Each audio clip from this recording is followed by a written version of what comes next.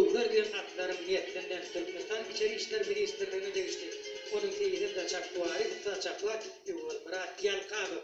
Üçüncü bölümdeki ağırlığının adam hem de buluglar diyen atların niyetlerinden Türkmenistan Baş Prokuraturluğuna değişti. Onun teyidi yedirek bağlı, çaktuari, usta çaklar, İngol'u bağlı.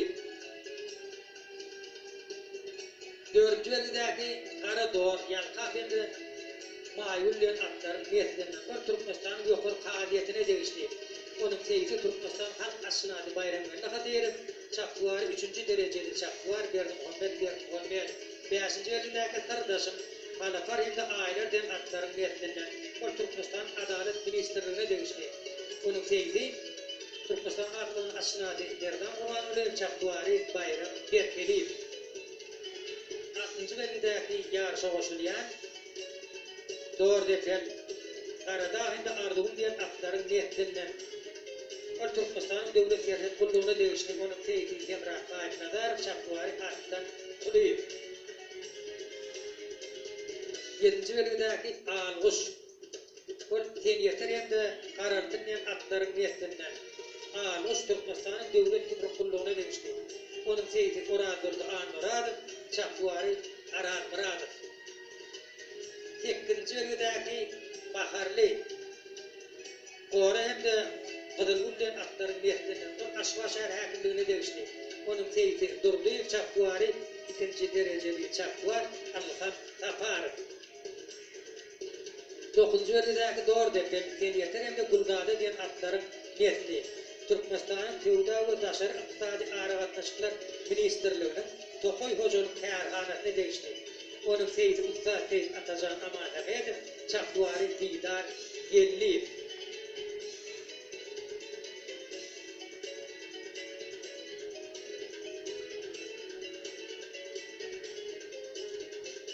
10. bölümdeki devletli Doğu Tikince de bulunan diyen atların niyetlerinden o Diyarbakır'daki Türkmen Hocalık Üniversitesi'ne değişti. Devletlinin teyidi Oradır'da Anmuradır, çapıları Usta çapılar Berdan Teyidir. Yine de fotoğraflar gelen devletliğini teyidiyana Hocalık Üniversitesi'ne can bölümlere bu toy gününden devletlilerine yakından topladı diyeler. Doğruyanı 11. bölümdeki yarışı olsunca gayra. Gayrada de dumanında 2. diyen atların niyetlerinden Türkmenistan Devlet Toplum'un Meher'den açılık hocalığına değişti. Onun teyidi Türkmenistan atlarının asınadı. Divran Murat Kuleyev çapıları Terkışbay.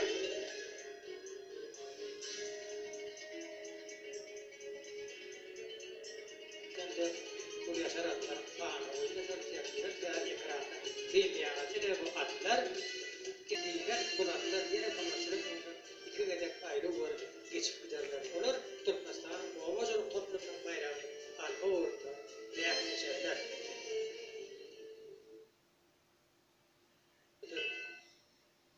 Türklerim, can akıllı, atlar yol üstünür, yol ordunu olanlar. Allah'a yargı, tağıdıp aman edelim. Yine Turuvas'tan toynoklarının uçmuşları diyen, bedenlerin çapığı odasını tartıştırı uğrayalı. Yine bir-birinin yanından bir-birinin evler çapılarlar. Gümleri oturduğuna koyuşlarken şahatlık, şovkunlu arttırıyorlar. Çapığı odasını bede veren atlar orada. Bir toplu bırak yağdaydı. O da mendilleri demlerine tartıp barıyorlar. Lasın ustur kimin yerine düşen dedevler bil. Allah diyerdim bunları. Kanat biten mihaline hadir. Çapığı odasının içinden doğru bedev var ya. Yaşın yoğun çek var ya. Onun bir yana beylek bedevlerin öllerin ayolsuların marhamatındır yani.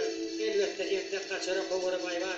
Çoğunçuyla atları değilen gorları gerek ülkaylarda mümkün. İkinci orum para doğru var ya. Üçüncü orum devletli var ya. Elbette yerde yankı beylek geçimler birleme may var. Çoğunçuyla hadir. Yaşın yoğun çek var ya. Doğru bedev. Yine onu kurdu yaşı tayarlarına kova gerken yani. Usta çap var. Yoğun bırak yan kapım öğrendiğinde onu hadir.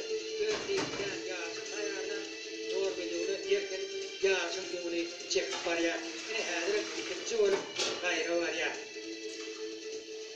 Yine yolum yeni yardım uğrağı izah halli.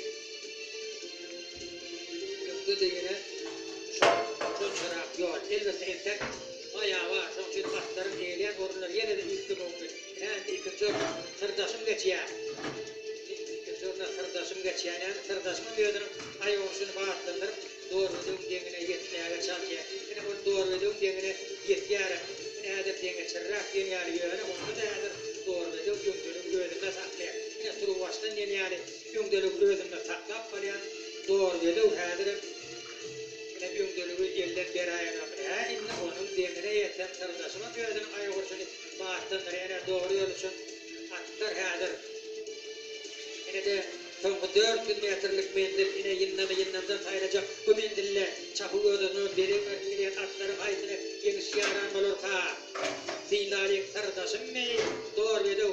Näme sırdaşym atym hem okturlýar. Näme sırdaşym meýle katlarynda aran açmaga çalýar. Ine Türkmenistan Adalet Ministrine değişik bolan sırdaşym ýadyr.